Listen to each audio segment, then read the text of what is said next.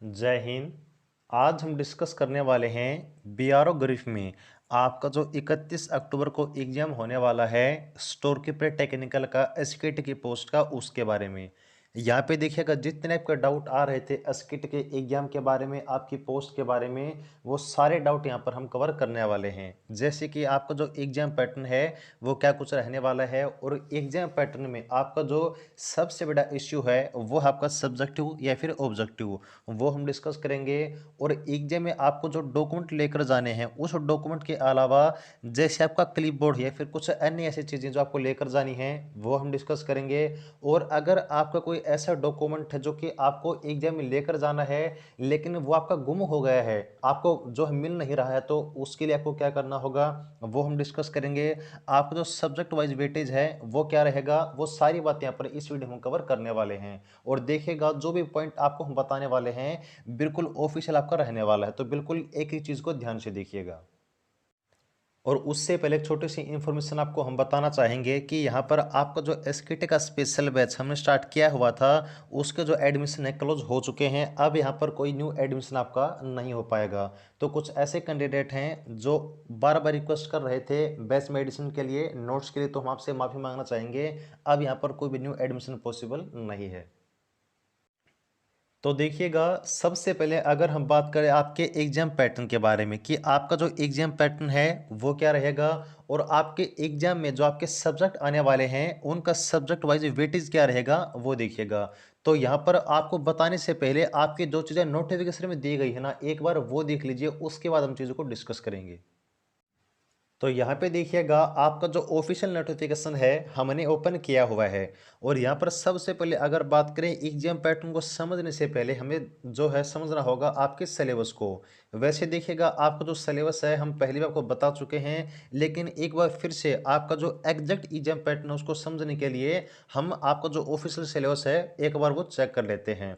तो आपके जो एसकेटी के पोस्ट है उसका जो सिलेबस आपका रहने वाला है वो यहाँ पे आप लोग चेक कर सकते हैं। तो आपका जो सिलेबस है यहाँ पे देखिएगा जो आपका पॉइंट नंबर 7 है उसमें आपका सिलेबस दिया गया है।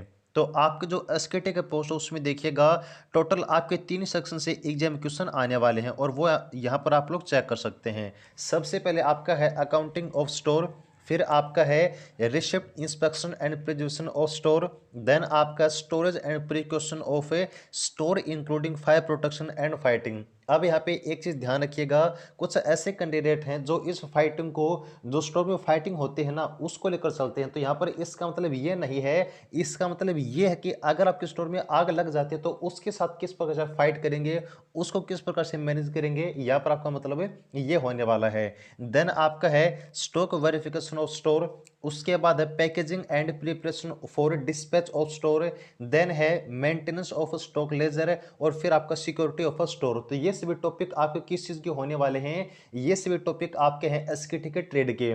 और एक बात आपको बताएं, आपका जो सिलेक्शन तय करेगा ना वो आपका यही सब्जेक्ट है। जो आपका ट्रेड का सिलेबस है, जो टोटल आपको 7 टॉपिक यहाँ पर दिखाए गए हैं ना, यही आपका सिलेक्शन डिसाइड करने वाले हैं। यही ये आपका डिसाइड करने के आप जो है एसकेटी बनेंगे फिर नहीं बनेंगे। इसके अलावा कुछ और जो इंपॉर्टेंट रोल आपका रहने वाला है एग्जाम में, वो कौन कौन से सेक्शन है। एक आपका है क्वेश्चन ऑन अर्थमेटिक यानी कि आपके मैथ के सिलेबस से, और देन आपका है जनरल नॉलेज का। अब यहाँ पे ध्यान दीजिएगा, ये जो आपका मैथ का सिलेबस है और आपका जीके का सिलेबस है इसको आप नेगलेक्ट बिल्कुल भी नहीं कर सकते, और पूरा फोकस भी आपको नहीं करना है।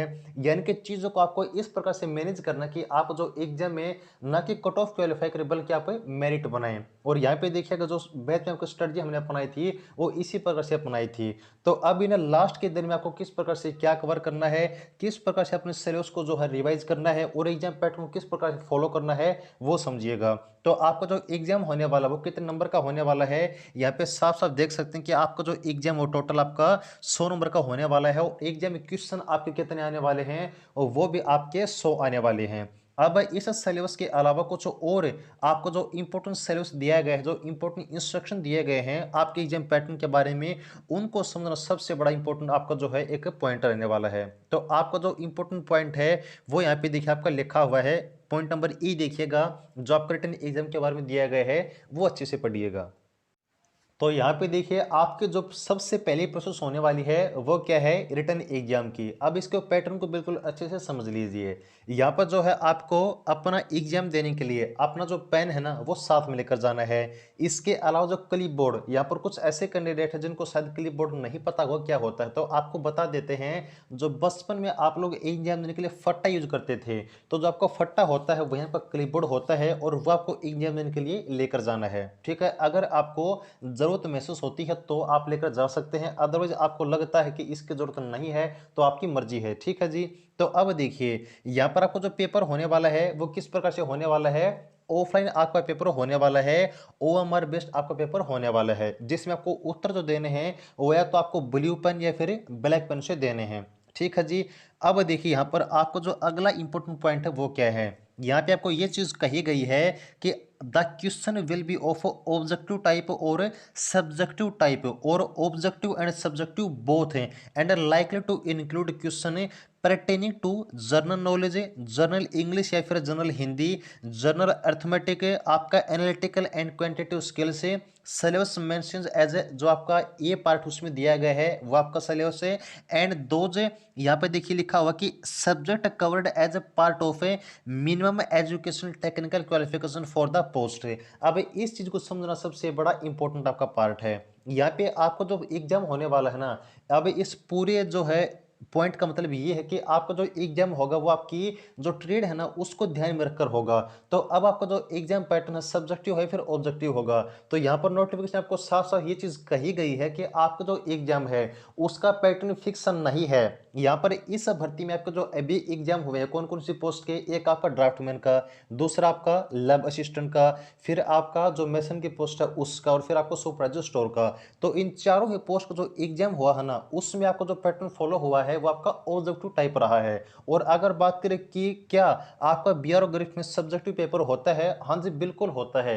जो पीछे भर्ती हुई है वहां पर आपका जो सब्जेक्टिव पैटर्न होता है क्वेश्चन पेपर का वो फॉलो हुआ है। लेकिन क्या इस बार अगर बात करें एसकेटी के एग्जाम में आपका सब्जेक्टिव क्वेश्चन आ सकता है, तो जो है आपको यहाँ पर ज़्यादा चिंता करने की ज़रूरत नहीं है। आपको हम बिल्कुल साफ साफ शब्द में बता देते हैं कि हमें जो इन्फॉर्मेशन मिली है वो बिल्कुल एग्जैक्ट इन्फॉर्मेशन है। और इन्फॉर्मेशन ये है कि आपका जो एसकेटी का एग्जाम है वो आपका ऑब्जेक्टिव होने वाला है। कौन सा एग्जाम होने वाला है, आपका जो एग्जाम है वो ऑब्जेक्टिव एग्जाम आपका होने वाला है, आपका सब्जेक्टिव एग्जाम नहीं होगा। क्योंकि यहाँ पर जो पीछे एग्जाम हुआ था उस पैटर्न को फॉलो नहीं किया जाएगा। यहाँ पर जो फिलहाल में आपके करंट में एग्जाम हुए हैं वही पैटर्न आपका फॉलो होने वाला है। तो एग्जाम में आपके सभी क्वेश्चन किस प्रकार के आने वाले हैं, ऑब्जेक्टिव क्वेश्चन आपके एग्जाम में आने वाले हैं। तो ये बात हुई पैटर्न की, पैटर्न किस प्रकार का रहेगा, आपका ऑब्जेक्टिव रहेगा। अब ये बातें बिल्कुल नोट कर लीजिए।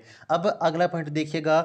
अगला पॉइंट ये है कि यहाँ पर जो आपका क्वेश्चन होने वाले हैं ना वो किस प्रकार के रहेंगे, आपके बायलिंगुअल रहेंगे, यानी कि इंग्लिश और हिंदी दोनों में ही आपको जो पेपर आपको देखने को मिलने वाला है। The question paper will be bilingual English and Hindi, and the duration of the examination may vary from 1 hours to 3 hours depending upon the trade. अब ये सबसे बड़ा एक और डाउट है कि यहाँ पर आपका जो एग्जाम का ड्यूरेशन है ना वो भी फिक्सन नहीं है। लेकिन आपको बता देते हैं कि यहाँ पर जो क्वेश्चन पेपर आपका आने वाला है वो किस प्रकार का आएगा, वो आपका बायलिंगुअल आएगा। आपके जितने क्वेश्चन होने वाले हैं ट्रेड के, उसके बाद आपके जीके के, फिर मैथ के, वो तीनों इस सब्जेक्ट के क्वेश्चन आपके बायलिंगुअल देखने को मिलने वाले हैं, इंग्लिश और हिंदी में। देन यहाँ पे अगला मेन पॉइंट है कि आपका जो एग्जाम का टाइम है, जो ड्यूरेशन है, क्या वो आपका बदला जा सकता है या फिर आपका 3 घंटे का होगा। तो आपको बता देते हैं, बिल्कुल एग्जैक्ट इन्फॉर्मेशन बता रहे हैं। आपका एग्जाम का टाइम 3 घंटे का होने वाला है। कितने घंटे का, 3 घंटे का आपका एग्जाम होने वाला है, जिसके लिए आपको 100 क्वेश्चन अटेम्प्ट करने हैं। हो गई बात क्लियर है। इसके बाद अगला देखिएगा, the objective type question will be OMR based and the subjective question have to be answered in the answer sheet. तो यहाँ पर आपको ये चीज कही गई है कि अगर आपका एग्जाम ऑब्जेक्टिव होता है तो आपको ओमर शीट मिलेगी, और अगर आपका एग्जाम सब्जेक्टिव टाइप होता है तो आपको क्या मिलेगी, आंसर शीट मिलेगी। जो कि आपको जैसे 10th क्लास के, +2 क्लास के बोर्ड की एग्जाम दी है ना आपने, तो वहां पर आपको एग्जाम में जो आंसर शीट मिलती थी वही आपको मिलेगी अगर आपका एग्जाम सब्जेक्टिव होता है तो। लेकिन आपको चिंता नहीं करनी है, आपका एग्जाम सब्जेक्टिव ही होगा और आपको जो ओमर शीट मिलने वाली अपने क्वेश्चन का आंसर देने के लिए।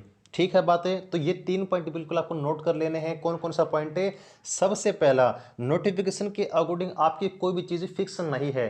कोई भी चीज़, चाहे वो का एग्जाम पैटर्न हो, चाहे आपका सिलेबस हो, या फिर आपका जो है क्वेश्चन का टाइप हो। लेकिन आपको बता देते हैं कि आपका जो एग्जाम पैटर्न वो आपका ऑब्जेक्टिव टाइप होने वाला है। आपके जो क्वेश्चन आने वाले हैं वो आपके बाइलिंगुअल आने वाले हैं, इंग्लिश और हिंदी दोनों में। देन यहाँ पर अगर बात करें एग्जाम ड्यूरेशन की, तो टोटल आपको 3 घंटे मिलने वाले हैं अपने एग्जाम के लिए, ठीक है। और सबसे एक और प्लस पॉइंट देखिएगा, प्लस पॉइंट क्या है कि यहाँ पर एग्जाम में कोई भी आपकी नेगेटिव मार्किंग नहीं है। यानी कि अगर आपको एक आधा क्वेश्चन नहीं आता है और आप तुक्का लगाना चाहते हैं, आप लोग लगा सकते हैं, कोई दिक्कत आपको नहीं आने वाली है। ये तो बात होगी आपके एग्जाम पैटर्न के बारे में। अब एक चीज़ जो आपको हम पहले बता चुके हैं, एक बार फिर से नोट कर लीजिए कि यहाँ पर आपकी जो कट ऑफ बनेगी ना, उस कट ऑफ को पार करने से पहले आपकी जो बीआरओ ग्रुप की कट ऑफ है, बीआरओ ग्रुप कट ऑफ का क्या मतलब है, आपके जो मिनिमम पासिंग मार्क्स होना कैटेगरी वाइज वो आपको अटेम्प्ट करने होंगे, जो कि जर्नल, ईडब्ल्यूएस, ओबीसी के लिए 50% हैं और आपके एससी एसटी के लिए 40% हैं। कहने का मतलब ये है कि आपको जो एग्जाम है ना, वहाँ पर कट ऑफ में आने से पहले 100 में से 50 क्वेश्चन ठीक करने होंगे जर्नल, ईडब्ल्यूएस और ओबीसी को, और एससी एसटी को 40 क्वेश्चन जो है ठीक करने होंगे 100 में से। उसके बाद ही आप लोग जो है ये डिसाइड किया जाएगा कि आप लोगों ने मेरिट जो है पास की है या फिर नहीं की है, ठीक है। तो ये बात किसकी हो गई हमारी, ये बात हुई हमारी आपके एग्जाम पैटर्न की। तो देखिएगा आपका जो पहला पॉइंट था एग्जाम पैटर्न का, वो बिल्कुल आपके ऑफिशियल नोटिफिकेशन के साथ हमने आपको बता दिया है। अब यहाँ पर आपको जो सेकंड सबसे इंपॉर्टेंट पॉइंट है वो है आपका सब्जेक्ट वाइज वेटेज क्या रहेगा। तो सुनिए, यहाँ पर आपके सब्जेक्ट कितने आने वाले हैं, हमने आपको बताया आपके टोटल 3 सब्जेक्ट आने वाले हैं। एक आपका ट्रेड का सेक्शन है, दूसरा आपका किसका है, जीके का सेक्शन है, और तीसरा आपका यहाँ पर मैथ का सेक्शन है। तो यहाँ पर एक बात ध्यान से सुन लीजिए, वही बात फिर से दोहराते हैं, फिक्स नहीं है, फिक्स कुछ भी नहीं है, लेकिन आपका जो अभी फिलहाल में जो एग्जाम चले हैं, आपके जो एग्जाम हुए हैं और हमें जो इन्फॉर्मेशन मिली है उसके अकॉर्डिंग आपका जो एग्जाम होने वाला है और जो आपका वेटेज रहेगा वो ध्यान से सुनिए किसका कितना रहेगा। मैंने पहले कहा था और फिर से वही बात कहता हूं, आपको जो सिलेक्शन डिसाइड करेगा ना वो आपका ट्रेड का सिलेबस होने वाला है। अगर आपको ट्रेड का पूरा सिलेबस का ज्ञान है तो ये मानिए कि आपका जो एग्जाम है लगभग आप लोग कंप्लीट कर देंगे, उसको पार कर देंगे, उसको पास कर देंगे। तो ट्रेड की अगर बात करें तो 100 में से ये मानिए कि आपके 60 से 70 क्वेश्चन किसके आने वाले हैं, ट्रेड के आने वाले हैं। ये जो क्वेश्चन का लेवल है ना आपका, वो 50 भी रह सकता है, लेकिन एक गारंटी है कि 50 से कम नहीं रहेगा, 50 से एक क्वेश्चन भी कम नहीं आएंगे, 50 तो आएंगे ही आएंगे। लेकिन अगर बात करें जो 90% पॉसिबिलिटी है, 100 में से 90% पॉसिबिलिटी किस चीज़ की है, तो वो इस चीज़ की है कि 100 में से आपके जो 60 से 70 क्वेश्चन आने वाले हैं वो किस चीज़ के आएंगे, वो आपके ट्रेड के आने वाले हैं। अब आपके जो बच्चे 25 से 30 क्वेश्चन है वो किस चीज़ के आएंगे, वो आपके जीके के और मैथ के आने वाले हैं। यहाँ पर भी फिर से आपको वही बात दोहराते हैं कि पॉसिबिलिटी है कि आपके जीके के मैथ के 100 में से 40 से 50 क्वेश्चन भी आ जाएं, कितने, 40 से 50 है। लेकिन फिर से बताते हैं कि आपकी जो 90% पॉसिबिलिटी है वो किस चीज़ की है, वो आपके जीके और मैथ को मिलाकर मात्र आपके जो है 20 से 25 क्वेश्चन आपके एग्जाम में आने वाले हैं। कितने क्वेश्चन है, 20 से 25 क्वेश्चन। पॉसिबिलिटी 40 से 50 की भी है, लेकिन आपकी 90% पॉसिबिलिटी किस चीज़ की है, वो आपकी जीके और मैथ को मिलाकर आपके टोटल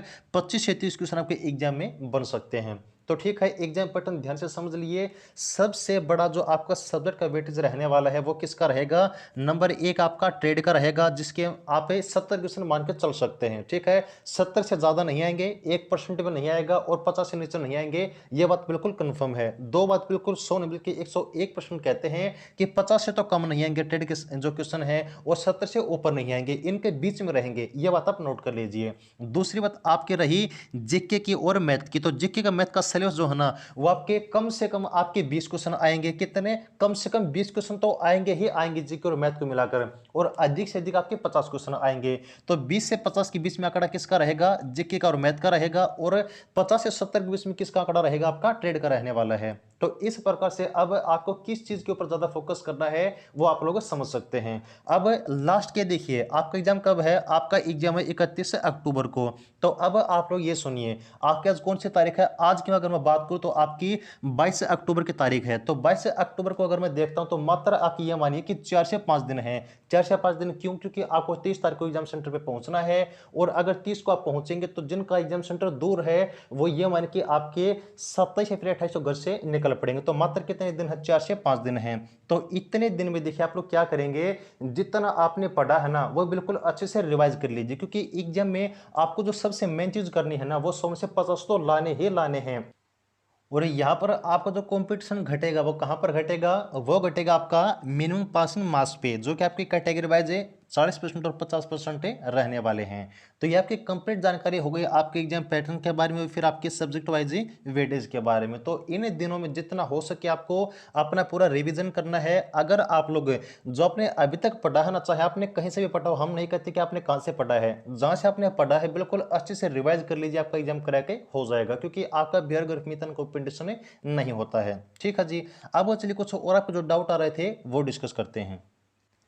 देखिएगा यहाँ पर कुछ और आपके जो डाउट आ रहे थे वो थे डॉक्यूमेंट को लेकर, कि आपके कुछ ऐसे डॉक्यूमेंट है, चाहे वो हम क्वालिफिकेशन की बात करें या फिर आपके एक्सपीरियंस के डॉक्यूमेंट की बात करें, अगर आपका डॉक्यूमेंट गुम हो गया है, अगर आपके पास वो अभी अवेलेबल नहीं है, तो क्या आपको दिक्कत आ सकती है एग्जाम में। तो देखिए अभी आपको जो 31 अक्टूबर को एग्जाम होने वाला है ना, वहाँ पर कोई दिक्कत आपको नहीं आएगी। वहाँ पर बस आपको जो आपका एडमिट कार्ड है प्लस में आपका जो एक ओरिजिनल आइडेंटिटी प्रूफ है ना, वो लेकर जाना है। इसके अलावा चाहे आपके 10th की +2 की जो मार्कशीट है या फिर आपके जो एक्सपीरियंस की अगर हम बात करें, अगर आपके पास अवेलेबल है, तो अगर इन सभी में से कोई डॉक्यूमेंट आपका गुम हो जाता है तो आपको एग्जाम में कोई दिक्कत नहीं आएगी, आप लोग एग्जाम दे सकते हैं। लेकिन अगर आपका एग्जाम क्वालिफाई हो जाता है, उसके बाद अगर आपने वो डॉक्यूमेंट जो आपने फॉर्म में लगाए थे अगर आपके पास अवेलेबल नहीं है, तो आपको दिक्कत आ सकती है, और दिक्कत ही नहीं, आपको बाहर भी कर दिया जाएगा अगर आपके पास डॉक्यूमेंट नहीं मिले।